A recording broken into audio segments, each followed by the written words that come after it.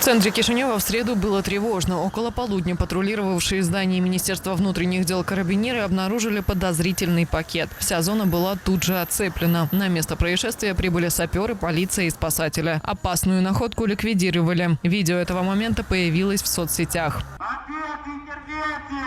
3, 2, 1! Случайные прохожие говорят, что слышали только сильный хлопок. Возле первой скамейки была коробка.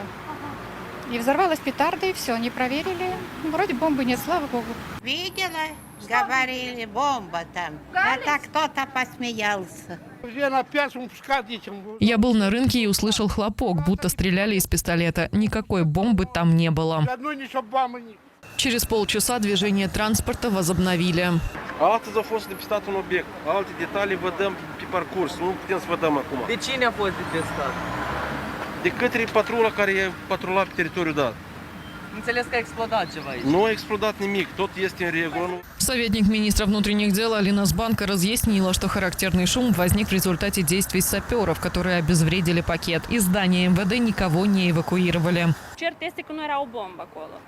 Din primele informații pe care le avem. Никакой бомбы там не было. По предварительным сведениям, в пакете находились настенные часы и цветы. Мы изучим видеоматериал с камер наружного наблюдения, установленных у здания МВД, и выясним, каким образом он там оказался.